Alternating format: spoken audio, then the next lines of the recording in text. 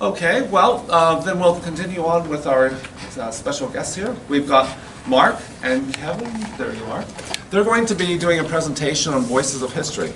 I know Mark says he's put an awful lot of time into this presentation, so I know it'll be good. Okay, thanks. Hello, everybody.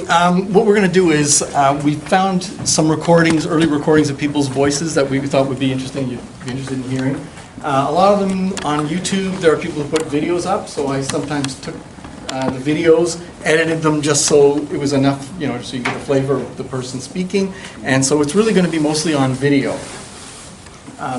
In some cases, I've taken what they spoke and reduced it because I just thought it was a little bit too long. So we'll get started. We've got a number of them, and I think you'll enjoy it. The first one I want to start with, there's sort of, the first half is sort of historical early recordings made by famous people, something to do with phonographs. So I thought we'd start there. And the first one is Thomas Edison himself. Now, he invented the tinfoil phonograph in 1877. And there are some surviving early examples, but they're not very playable. And you're going to see how they've converted some of that stuff to something you can hear. But some of you know we've already gone further back than that to like the late 1850s, early 1860s. And I got some of that information in here too that I think you'll find interesting. But I thought we'd start with Edison. After Edison invented the tinfoil, he put it kind of aside, and then Graham Bell, and his brother Chichester Bell, who I'll show a video of, picked it up and started working on the phonograph and came up with the Bell Tainter machine, which played cardboard-coated wax cylinders, which I'll show you in a minute. And then when Edison saw that, he decided, well, it was time to get back into this. So in 1888, I think in about June, I read it in your paper, yeah. So that's what I'm thinking. In 1888, he got his lab people together, and they invented what we know as the most common wax cylinder recording. Okay, so in 1888, he started recording on wax. So one of the earliest recordings of Edison is something called the Liver Story, which is much later than that. But I'll read you what I wrote here. This recording is of a wax cylinder made by Thomas Edison in 1888, which is the year Edison invented the first wax cylinder and the phonograph to play it. So this is within the first few months of the invention of his wax cylinder phonograph. So it's really early. Okay. The cylinder itself was found at the Edison National Historic Site with a paper slip dating from around 1900, tucked inside it that said, Thomas A. Edison talking from New York to Buffalo, Buffalo to Chicago, etc., made in 1888. Okay. The recording appears to be intended for a politician, James Blaine, who had returned to the United States in August 1888 after traveling around the world.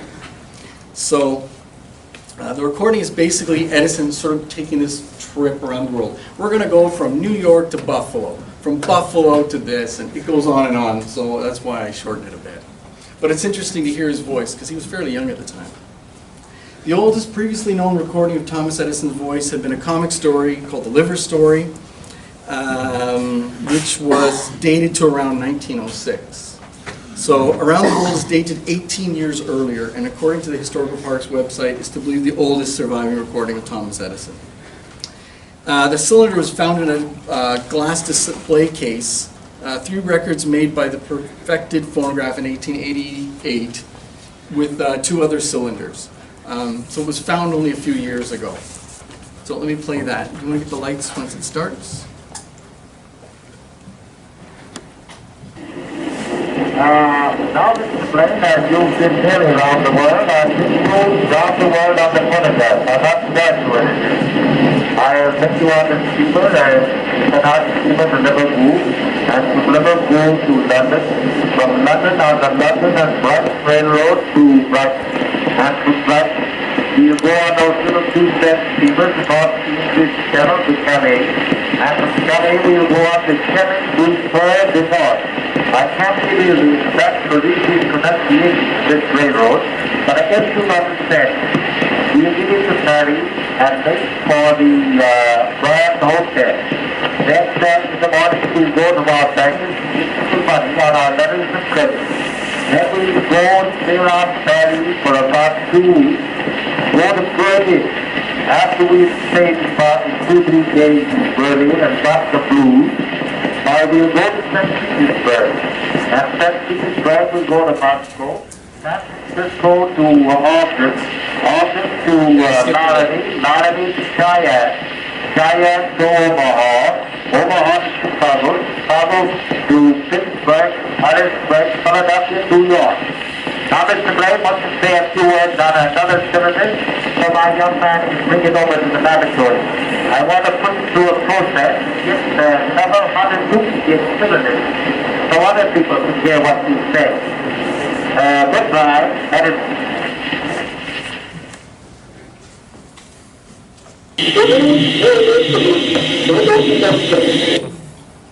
Okay, that was Edison, very early cylinder. Now, a number of times I'm going to mention, when I talk about these recordings, that they're more recent. The reason is they've been doing a lot of research in the last 20 years with digitizing some of these recordings, because they're on things that you can't play anymore. Some of them are so fragile, playing them would destroy them. So there's been a lot of research done by someone named Patrick Feaster and a few other people, where they've been able to use lasers to get the information off the material and digitize it. So that's where this is coming from. This next one is on Alexander Graham Bell. This video shows how in 2013 scientists were able to recover the only known recording of Alexander Graham's bell. So before 2013 we had no recording of him, even though he worked on this device in sort of stages. It's from an experimental disc dating April 15th, 1885. When he founded the Volta Labs, they were experimenting with disc records and cylinders. They eventually went with cylinders, but there are a number of disc recordings that were made. They were deposited into a metal box, which she'll show you but doesn't explain. They put them in a metal box, they sealed the metal box and gave it to the Smithsonian as proof that what they had done. And it was about 100 years later, or it might have been 50 or some anniversary, the Smithsonian opened it up and was able to retrieve some of these early recordings. But they couldn't do anything with it. So here's, after inventing the telephone in 1876, Bell was awarded $10,000 Volta Prize from France, and he opened up what was called the Volta Laboratory with his brother Chichester Bell and physicist Charles Sumner Tainter to make improvements on Edison's tinfoil phonograph. The result was a cardboard wax-coated cylinder and the graphophone to play them on. This recording was from an early experimental disc that is with the Smithsonian. The Smithsonian has a very large collection, relatively speaking, of some of the earliest sound recordings anywhere in the world. We have examples from the Volta Laboratory here in Washington, D.C.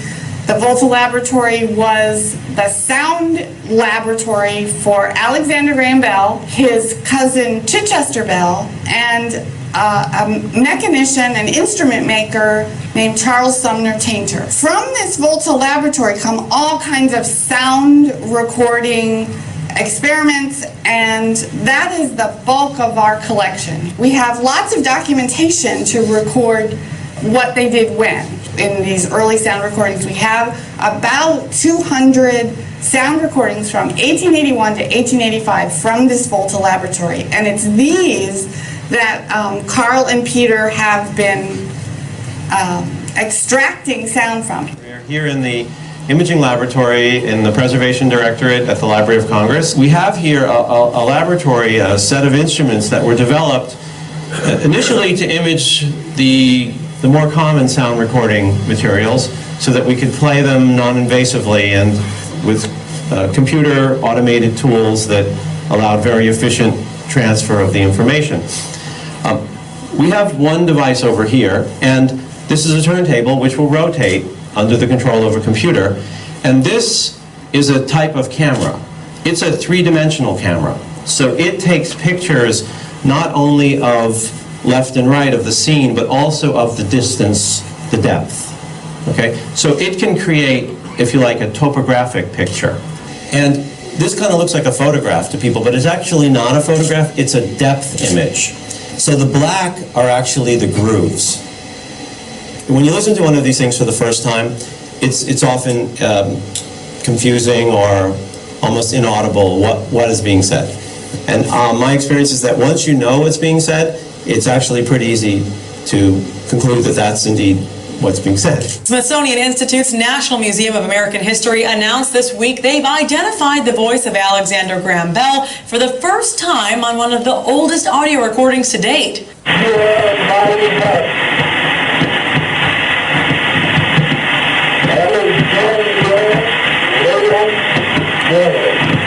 It may be tough to hear Bell's voice there, but the recording was made on a wax and cardboard disc 128 years ago. Researchers found it with a note with the initials AGB and the date April 15, 1885. Bell invented the telephone in 1876, 9 years before the recording was created. So why was he experimenting with what were essentially CDs made of wax?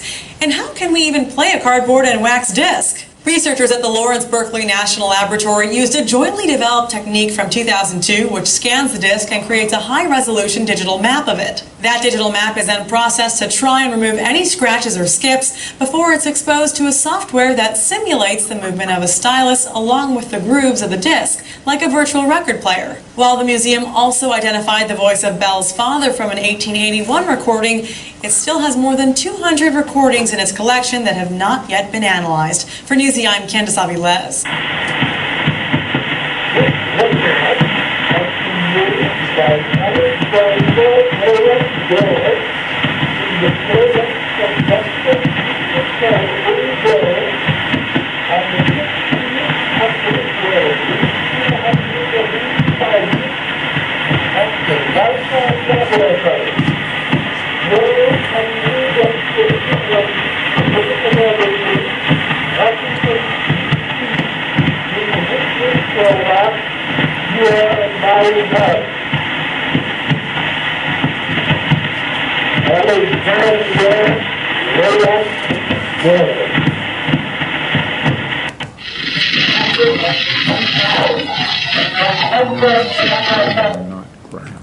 Okay, one of the discs they found in that collection was this one with an obvious defect in it that took place during the recording. And when they were playing it back, they were surprised to find that pretty sure when the mistake happened, the person making the recording noticed it and said the F word into the horn. So this is considered the earliest recording of swearing on a disc.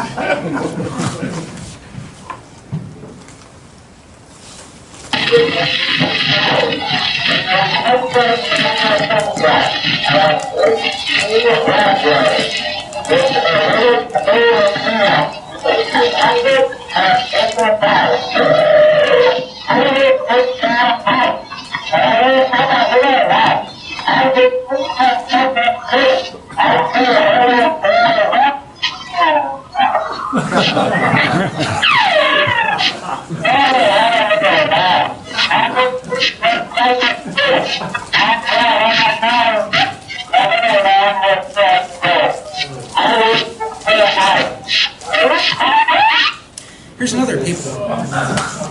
Okay, yeah, I thought that was an interesting one.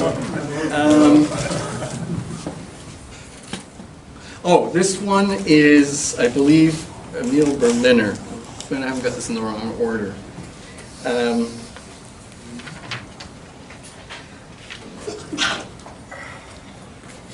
Okay, let me just see if I can get a play here. A print of a Berliner gramophone recording. This one. Okay, that's the voice of Patrick Feaster. He's one of the people that have figured out how to do a lot of this. And one of the things Patrick does is when Berliner made records, he made photo plates of them. And then sometimes when he was advertising his early experiments, he would use those photographic plates to print in newspapers or magazines pictures of his record to say this is what it looks like. But it was discovered that a number of the records that the pictures in the magazines was of don't exist. He had used to take the original picture an experimental record, which doesn't exist anymore. So what Patrick Feaster was able to do was scan the ad from a magazine or from a book into the computer and digitize it so we can hear what the record was that the ad was made out of. Which is pretty cool, yeah. I guess the next two are kind of mixed up. Let's play it and see. And the Berliner papers at the Library of Congress. When I first played it back last year, I had no idea what I was going to hear. Something from 1889, but what? Here's how it starts, with a transcription of the German on the left and an English translation on the right, prepared by Stefan Puy, Norman Bruderhofer, and myself. I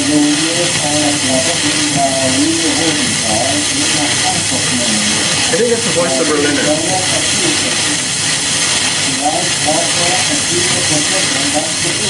The idea, as it turns out, was to print gramophone discs on paper, send them cheaply through the mail, and then convert them back into playable form. Here's another excerpt which needs no translation. 1, 2, 3, 4, 5, 6, 7, 8, 9, 10, 11, 12, 13, 14, 15, 16, 17, 18, 19, 20.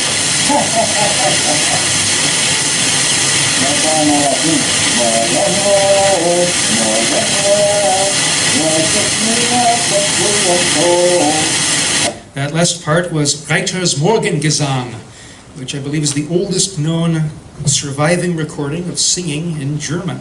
As a whole, I also believe this is the oldest gramophone recording that has been played in public in living memory.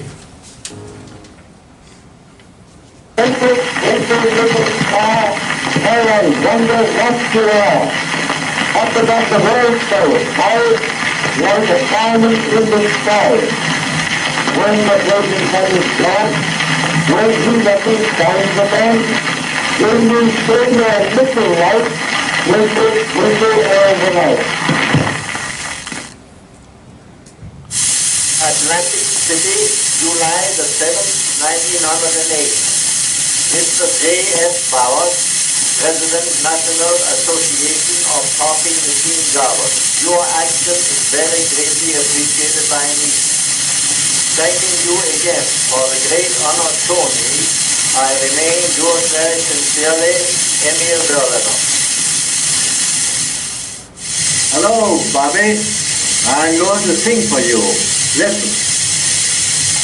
Hide the letter from thy sire, baby mine.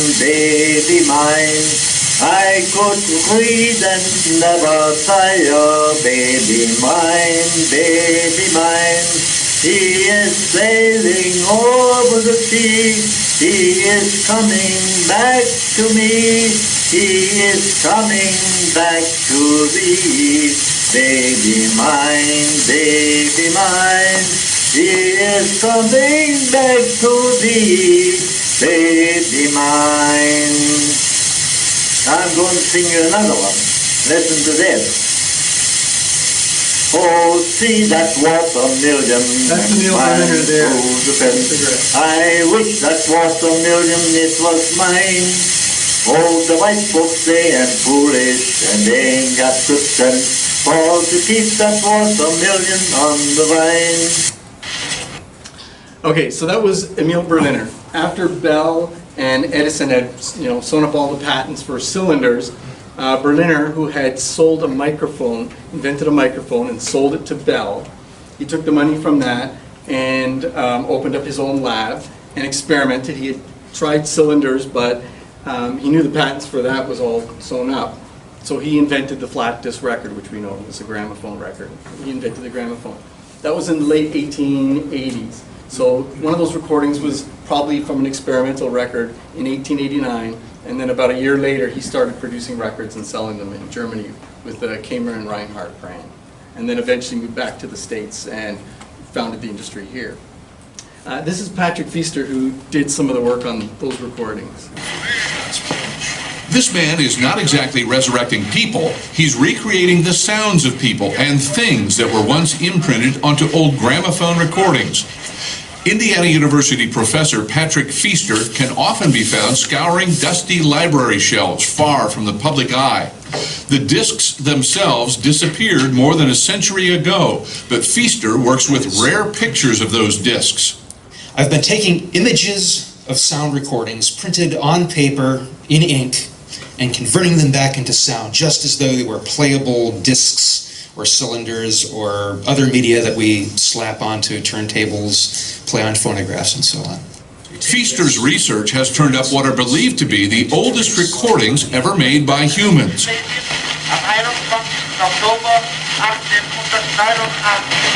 This recording, Der Handschuh, appears to be the oldest gramophone recording we can listen to today. Just how old? This recording was made in Germany in 1890 by a 90-year-old army general, a man who was born in the late 18th century. Zoom in here so you can actually see up close what this looks like. Scanned. Can you zoom in again? Thank you. Isolate the particular line that we're interested in. So now we fill in the bottom, and then separately we fill in the top with white. Also am Schweden am 21. Oktober 1889. So in that sense, it's the earliest ancestor of all the vintage vinyl that anybody has ever tried to play. It's the basis for a lot of cinema, anything pre-recorded for television, radio, and so forth. It's the whole idea of the pre-recorded action, the pre-recorded performance, started with the phonograph. So if we want to understand how people first worked out how to deal with that possibility and actually made it meaningful, the phonograph is where we have to find it out. Reporting from Indiana University, I'm Mike Pfeiffer. Okay, so with all that research going on, it wasn't long before someone said, you know what, there's a device that dates back almost 20 years prior to Edison's tinfoil machine, which may have recordings embedded in it. That was a device made by Leon Scott de Martinville. What Leon Scott did was he came up with the idea that if you coat a drum with black soot and take a horn with a diaphragm and a needle, and in this case use like a bristle of some kind, and as the drum rotates and you speak into the horn, it vibrates the diaphragm. Just like when you talk, you can see it vibrate, you can feel the vibrations. That vibrations of that bristle, as it's pressed against the drum, which is coated in paper that's coated in black soot. As the drum rotates, that bristle will move, pushing away some of the coating, leaving the waveform on the paper. And his idea was you take that piece of paper and you look at it and you analyze sound waves. So it's really scientists just going, what do sound waves look like? How do they appear? So he did that for a number of experiments and published them. So some scientists who were working on this kind of stuff said, are any of these still around? And they found some in a library in France. And they went there and said, do you mind if we take a look at these and maybe take a photo of them and digitize them and see what is on them? It's actually a lot more complicated than the paper ones because the bristle didn't trace a nice line like this. It kind of moved a little as it was doing it. So they had to kind of unravel mathematically the line they got and create the recordings of it. And so you've heard, I think, Eau Claire de Lune. You might have heard that one. That was the one they announced, which they actually made a big mistake on that. And they're going to explain it. This is the longest video we have. It's 9 minutes long, but it's really, I felt it was really worth it for this. Because that recording you've probably heard a number of times on the news, it was advertised quite a bit, is wrong. They played it at the wrong speed. Because at that time in history, scientists were just figuring out how sound worked. And they were still defining what a frequency was. So luckily when Leon Scott did his experiments, he played a tuning fork at the same time so he could compare the waves. But what he describes maybe a 250 hertz tuning fork would have actually been, let's say, a 500 hertz tuning fork because his definition was different than everybody else's. None of that had been established. And so when they did this recording, they discovered in his notes something that indicated later, we did this wrong. So it's a little longer, but it's really worth it, I feel. When Americans went to bed on March 26, 2008, we were in general accord that Thomas Edison had invented sound recording. But when we woke up the next day, we heard this voice gently singing to us in French, firmly telling us we were mistaken.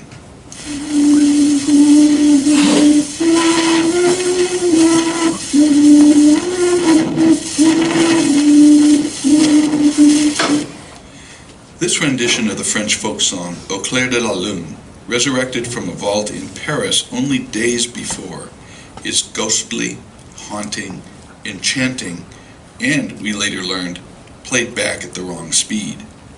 Yet until that day, the very existence of such a recording had literally been the stuff of science fiction.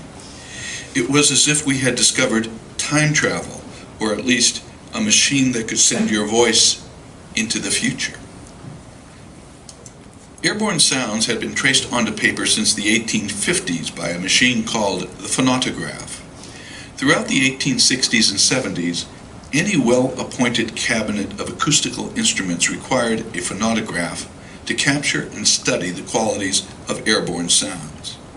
We knew that Leon Scott, as he signed his name, had applied for a patent on his invention in 1857, and that he updated his application in 1859.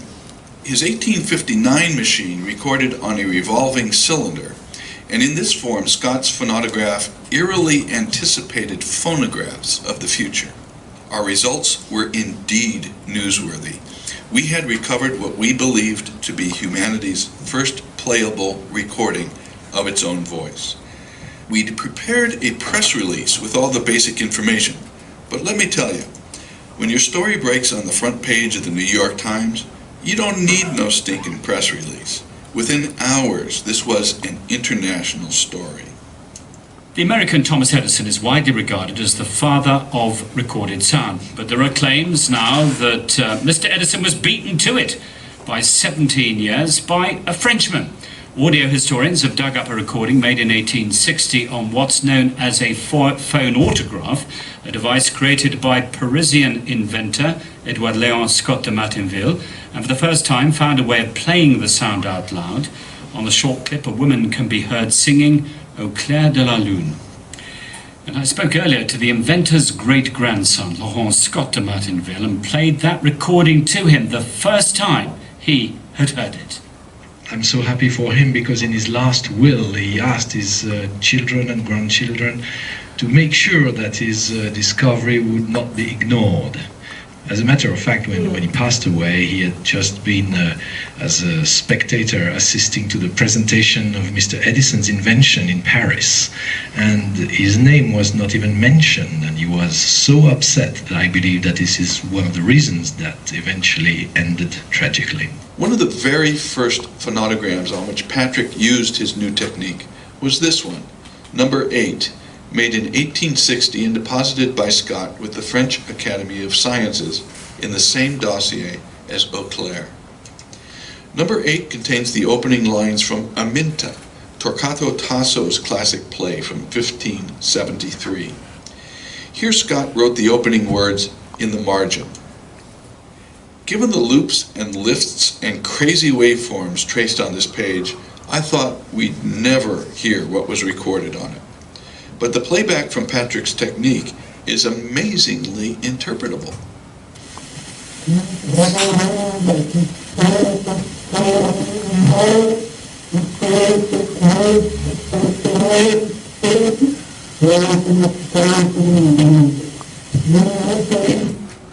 As if hearing a recording made in 1860 isn't cool enough, this is the voice of the inventor himself.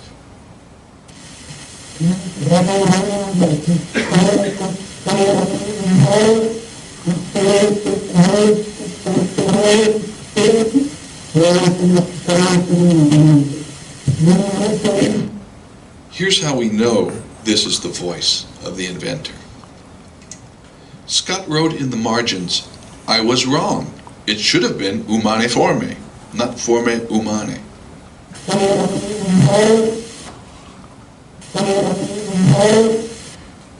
Before we heard this, we didn't know if Scott was referring to the words written on the page, which are in fact transposed, or to the words spoken in the recording. Now that we can hear the recording, we know that he transposed both. So by admitting it was his mistake, by saying, I was wrong, Scott identifies himself as the speaker.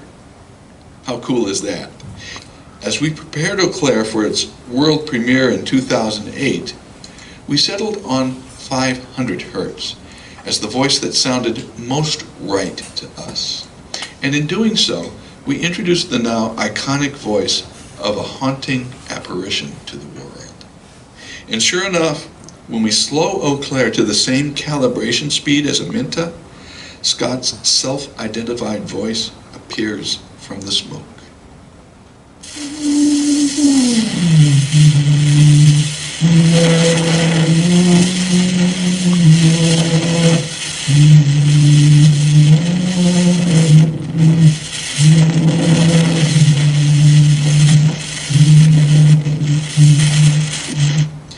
This is Scott speaking slowly, clearly, lugubriously, as he watches the stylus vibrate to the sounds of his own voice. I'd like to play for you one more of Scott's 1860 recordings from his Academy of Sciences deposit. In this, he sings a lively rendition of Fly Little Bee from a comic opera by Victor Massé, written just 4 years before.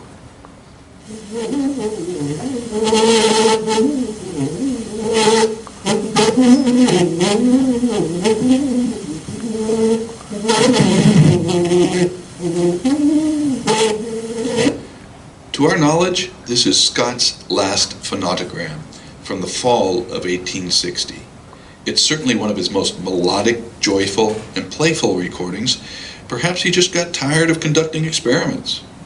Distorted as the vibrations may be, they open a window onto the following experiment that Lisa Zhu himself may have attended in 1857, an experiment to determine the phonotograph's ability to record the timbre of a musical instrument.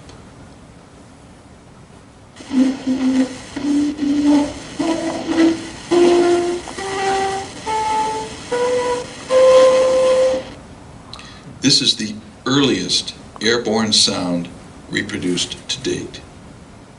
Let me be clear. Eau Claire remains humanity's first playable dated recording of its own voice. But this scale, played by an unidentified cornetist, holds the record for the earliest airborne sound recording reproduced to date. 1857, 3 years before Eau Claire de la Lune. 1857, 20 years before Thomas Edison invented the phonograph. 1857, 31 years earlier than any recording any living person had heard before first sounds made the silent decade speak. Unfortunately, Edward Leon Scott de Martinville died in 1879 without receiving his due recognition. Left without funds or pension, his family was forced to yield his remains to an unmarked grave. Laurent Scott de Martinville has searched all of Paris, but has yet to find his great-grandfather's final place of rest. What an irony. The first man to send his voice into the future, lost forever in Paris, resurrected for all time in America. 2 years ago at the Arts Conference in New York. Okay, I thought that was pretty cool to think that 20 years earlier than our previous recording, we got to hear that. And it was, I thought the clarity was pretty magnificent considering it's taken from a piece of paper and was never intended to be played or kept that long.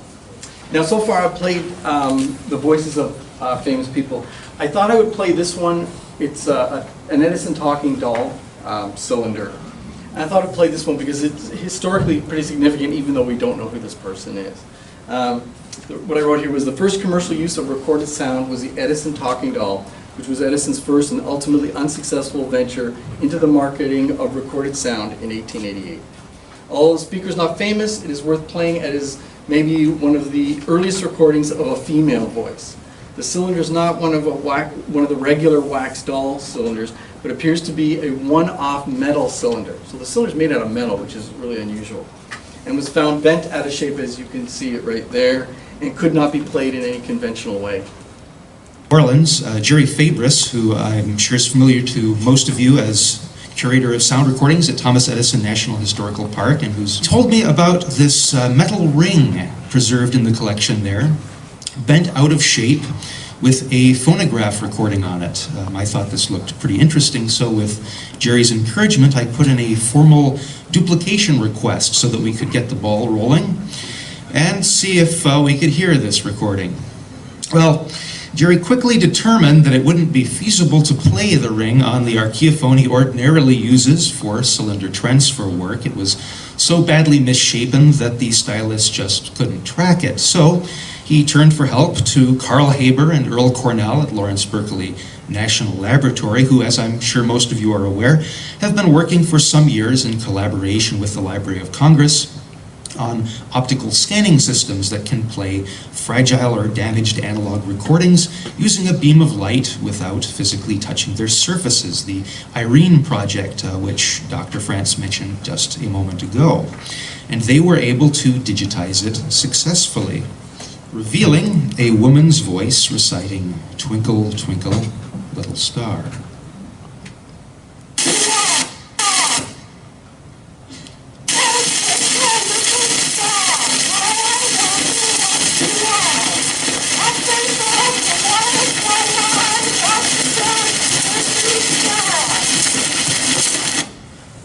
So that sounds very much like the sort of recording that would have been made for a talking doll. Well, as you may know, the talking dolls Edison first put on the market in 1890 had contained wax cylinders. However, a few written sources found mainly in old newspapers revealed that for a brief time in the fall of 1888, the cylinders for prototype phonograph dolls had been made of tin. So it was that in July 2011, Thomas Edison National Historical Park issued a press release, "Early Talking Doll Recording Discovered." Now that was quite a story right there. But one other thing stands out in those newspaper accounts from 1888. One article stated of the tin doll records that, quote, "There were two young ladies in the room who were continually talking to the tiny speaking machines, which a skilled workman was turning out in great numbers." First, the fact that these women were doing this work continually suggested that they must have been employed to do it rather than just doing it for fun, which arguably made them the world's first professional phonograph performers. A lot of the headlines ended up looking like this: scientists play world's oldest commercial record. Maybe that should be put in a slightly more nuanced way. I think there's a good case that can be made for that. What I am sure, though, is that this is the oldest known recording made in America of a female voice. During the month that we were working... So Kevin's going to play the rest of them.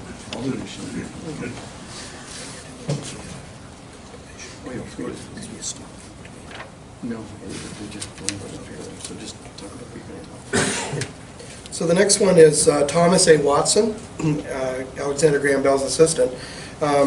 He was on the other end of the telephone when Bell made his breakthrough, where he yelled into his device, "Watson, come here, I want to see you," after spilling battery acid all over himself. Together on his telegraph, Bell often spoke to me of another invention he had in his mind. It was the telephone. I remember my surprise when he first told me that he expected soon to be able to talk by telegraph, explaining to me his conception of an electric current that would copy the vibrations of speech. This is the sound that Bell had always heard from the receiver when he had been listening before.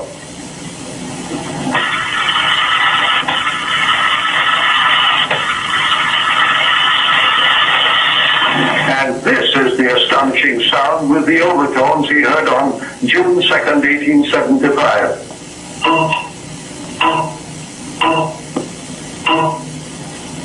The moment Bell heard the overtones of that string, he knew he had solved the problem of talking by telegraph.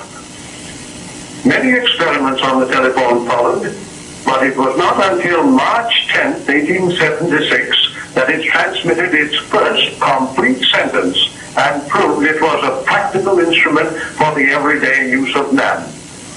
Bell sat in front of the new transmitter in the back room, which I had made into a laboratory for him on the top floor of number 5 Exeter Place, Boston, and I went down the hall to the front room to listen for the results with a telephone receiver.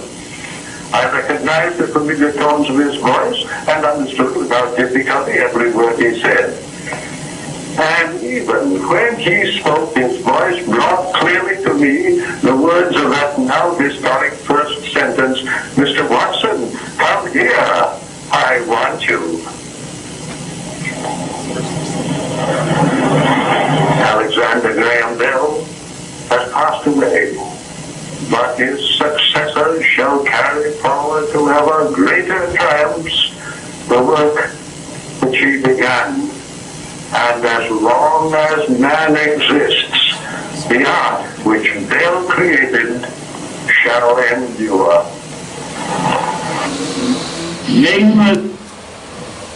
Okay, the next one is a compilation of recording famous people. So the first one is Lieutenant Ernest Shackleton, who later became known as Sir Henry Shackleton. He's a British-Polish explorer who had led 3 British expeditions to the Antarctic. He was one of the principal figures of a period known as the heroic age of the Antarctic exploration. During the Nimrod expedition of 1907 to 1909, he and 3 of his companions made it only 180 kilometers from the South Pole, the largest advance in exploration history. He returned home, and this clip is from the Edison Black Amberol cylinder released in 1909. Main results of the British Antarctic expedition of 1907 under my command are as follows. We reached a point within 97 geographical miles of the South Pole. The only thing that stopped us from reaching the actual point was the lack of 50 pounds of food. The main party... The next one is Commander Robert E. Peary, was an American explorer and United States Navy officer who also made several expeditions to the Arctic in the late 19th and early 20th centuries. He is best known for claiming to have reached the geographic North Pole with his expedition on April 6, 1909. Peary's claim to have reached the North Pole was widely debated in contemporary newspapers, but eventually won widespread acceptance. In 1989, British explorer Wally Herbert concluded Peary did not reach the pole, although he may have been as close as 97 kilometers. Under my command, 6 men, 5 sledges, 40 dogs, pushed forward by forced marches to the pole itself, where it arrived the 6th of April, 1909. Here, in the midst of great fields of heavy ice, covering an ocean 2 miles or more in depth, with the sun circling round the sky day after day without setting, the stars and stripes were planted, and the record left with a piece of the flag. The next one is William Ewart Gladstone. He was a British politician who had a career lasting over 60 years, where he served for 12 years as Prime Minister of the United Kingdom. Gladstone left office in March 1894 at age 84, as both the oldest person to have served as Prime Minister and the only Prime Minister to have served 4 terms. He left Parliament in 1895 and died 3 years later. This recording of him was made in 1888, making it one of the earliest of Edison's recordings. My dear Mr. Edison, the request which you have just made of me, to receive the record of my life, is one which I carefully comply with, so far as it lies in my power. So I regret to say that the voice which I transmit to you is only the relic of an organ, the employment of which has been overstayed. The next one has a Canadian connection. Lord Stanley. I'm sure you've all heard of the Stanley Cup. Frederick Arthur Stanley, Baron Stanley of Preston, 16th Earl of Derby and Governor General of Canada, from 1888 to 1893, was born in 1841 in London, England, and died in 1908 in England. He was primarily remembered for his donation in 1892 of the Stanley Cup. Stanley's son's interests in sports prompted him to provide a trophy and medal for curling and a cup for hockey, which is now the oldest trophy still competed for by professional athletes in North America. This particular recording was made in 1888 at the Toronto Industrial Exposition, which was the forerunner of the CNE. Lord Stanley opened the exhibition on September 11th, 1888, and made the recording on that same day. This makes this the oldest known recording in Canada and the oldest recording available. It also marks the first time that Edison perfected phonograph was displayed and demonstrated in Canada. It would have used yellow paraffin wax cylinders, as the improved brown cylinder was not perfected and marketed until a year later in 1889. So this is like within a month or month and a half of the invention of the wax cylinder.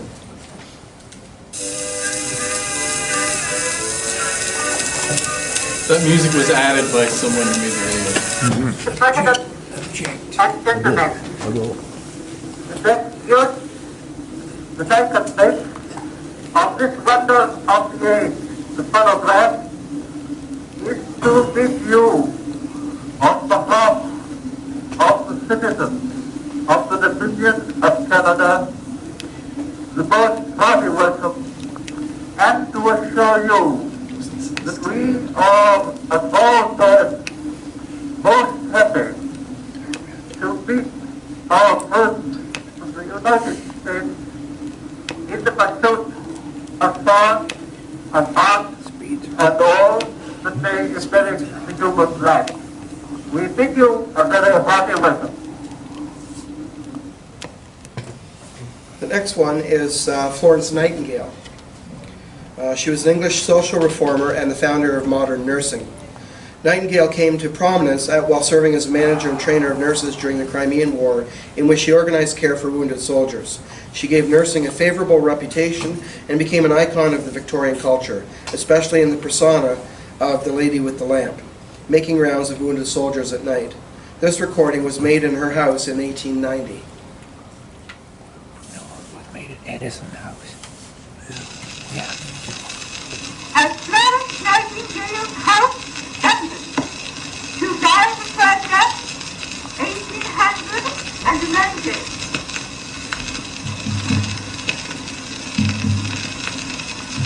When I am no longer even a memory, just and vain, I hope my voice may perpetuate the great work of my life. God bless my dear old comrades of balaclava and bring them safe to shore.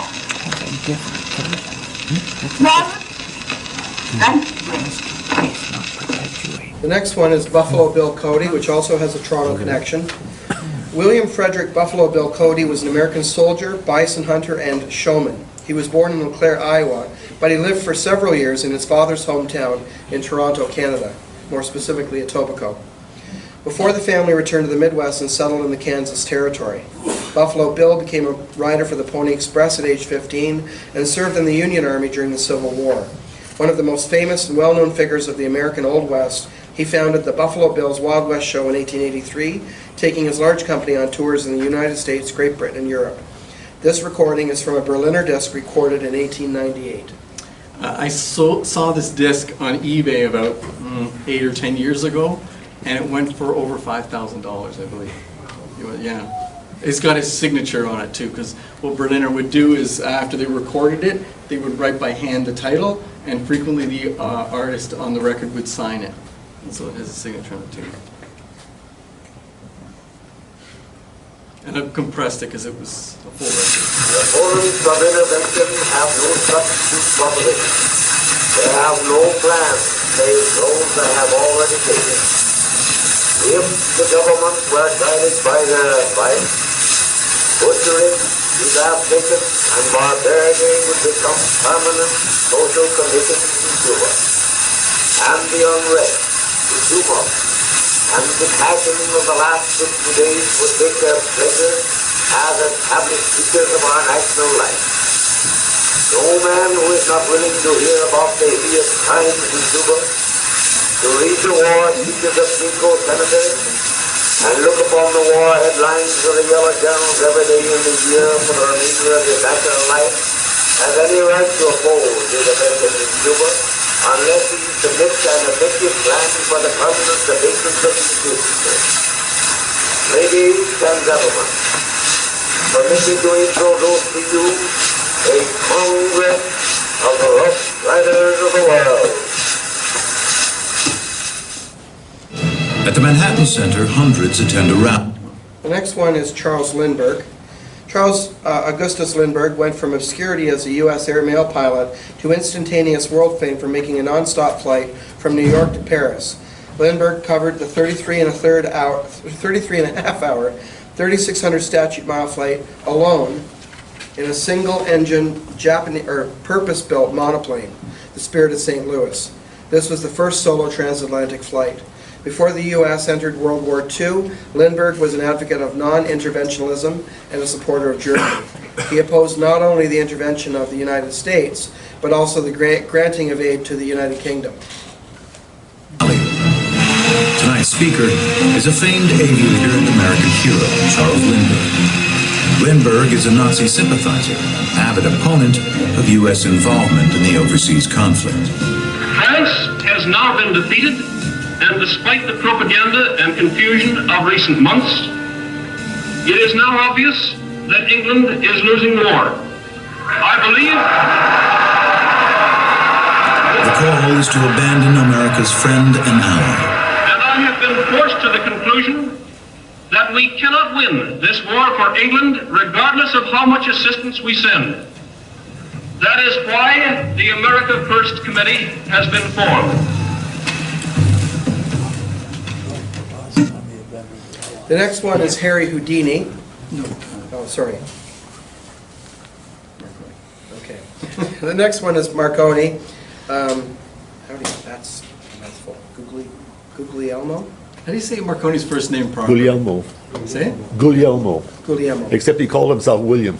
Okay. So William Marconi was an Italian inventor and electrical engineer known for his pioneering work on long-distance radio transmission.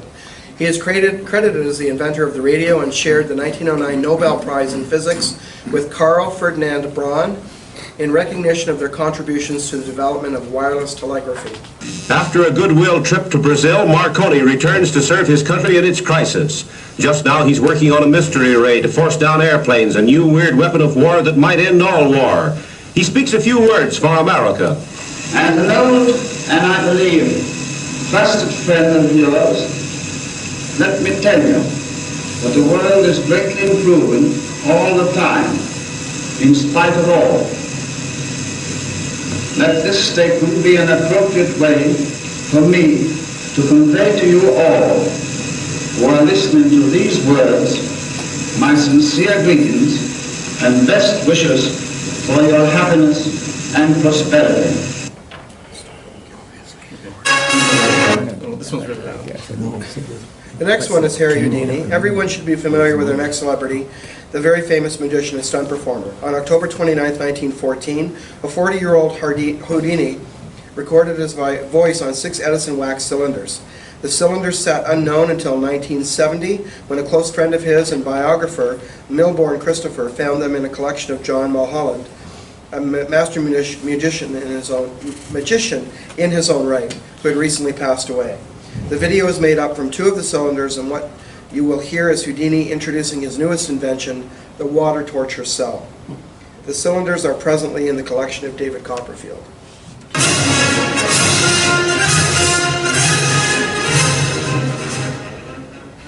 Ladies and gentlemen, I take great pleasure in introducing my latest invention, the water torture cell.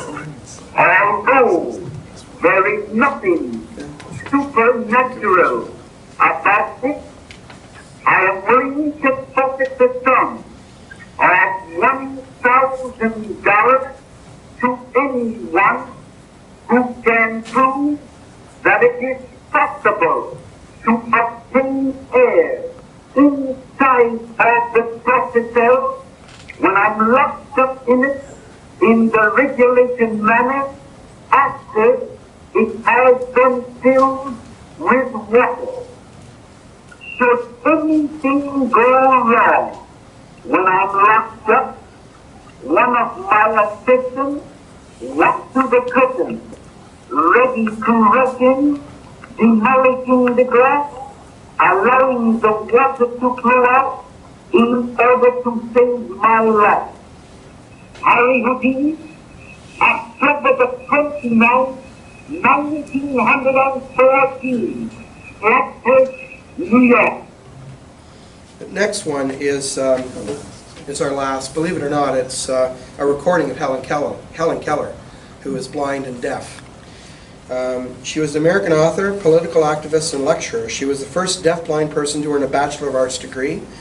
The story of Keller and her teacher Anne Sullivan was made famous by Keller's autobiography and movie, The Story of My Life, and its adaptations for film and stage as The Miracle Worker. I included this one because as I was searching for famous people's voices, I saw on the list Helen Keller, and I thought, really? Helen Keller speaking? That would be kind of unique, so I checked it out, and it was. She was a good friend of Thomas Edison, actually. She corresponded with him, and I've seen a couple of her letters. A collector down the States has them. She signed her name, had someone type it up. But she was she probably friends with Bell too, yeah. But I've seen letters from her to Edison, so I know they were corresponding.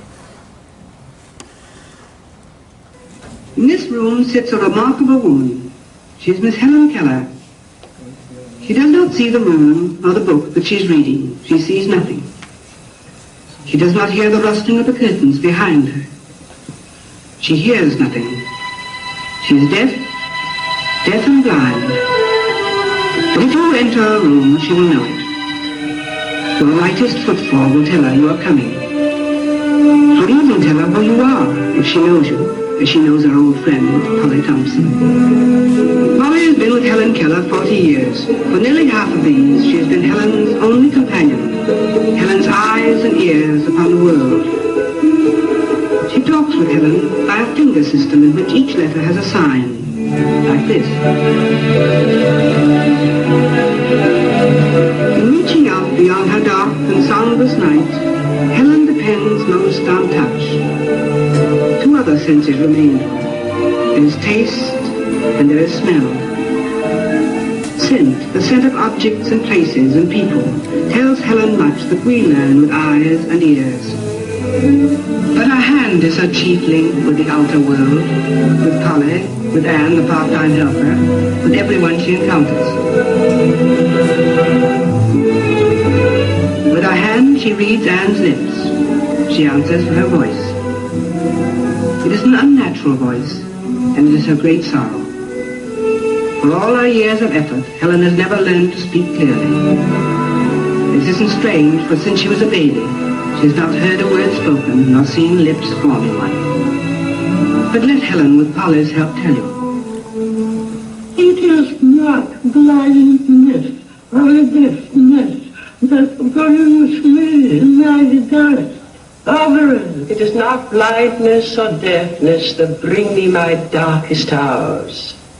It is the acute disappointment in not being able to speak normally. It is the acute disappointment in not being able to speak normally. Longingly, I think how much more would I might have done if I had only acquired my children's speech. Longingly I feel how much more good I could have done if I had acquired normal speech. But within this sorrowful experience, I understand more fully. But out of this sorrowful experience, I understand more fully all human striving, thwarted ambition, and the infinite capacity of hope. That's amazing. And that brings to an end our presentation. Does anybody have any questions? Yeah, all right. I have a comment. The Alexander Graham Bell recording was not made at the Toronto Industrial Exhibition. Really? No, not It Bell. was. You don't mean Oh, Bell. sorry, Bell. Stanley. Stanley, right, yeah. Where was it made? Actually, it was. No, it wasn't. I wrote an article in Caps about that. And that's where I got my material from for this. From my article? Yes. No, what were you saying? Where was it recorded, do you know? They don't know where it was recorded, but he was not at the Toronto Industrial Exhibition at the time that the the phonograph was there in 1888. That would be in August, right? Yeah. September. Yeah. Did you write the 2005 article? Yeah. Because you included an itinerary, and I just Yeah, read yeah. it over it again this morning, and Well, we'll check it out. He wasn't should look it there. up. That's the information I got off the internet, which is how reliable is that, right? Yeah. I think the issue was that the phonograph wasn't working properly, that was supposed to be sent up, that was supposed to record him, and it did not arrive in time for the record to be made there. Yeah. It came later, so maybe somehow, it's probably Stanley, but it could not have been made that particular day because the phonograph didn't get here. And it was also, the phonograph went to England. it was Well- in Buffalo and was supposed to be Isn't sent over here. Yeah. Yeah. Well, that's interesting. That'll be worth looking into. Mm-hmm. Any other questions? Yeah.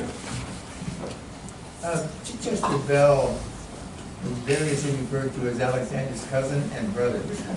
Yeah, I had written here brother, and then he said. I think it's cousin. Is his cousin? It's his cousin. Yeah, it's Yeah. his cousin. When I said it, I thought, wait a minute, do I have that right? So it was his cousin, yeah.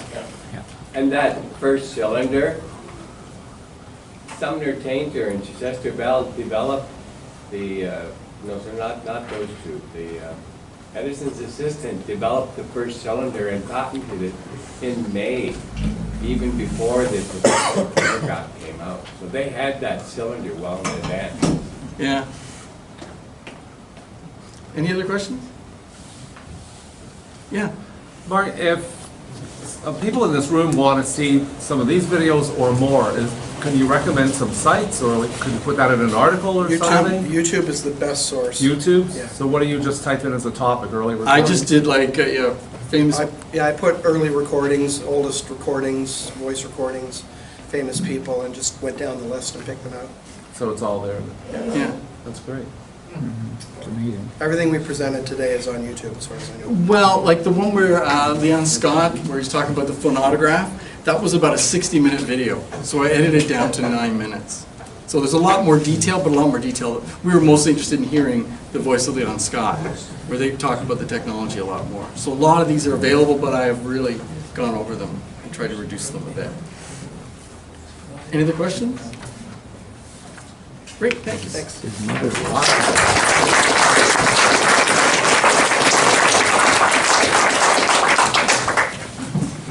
Okay, so we're going to take about a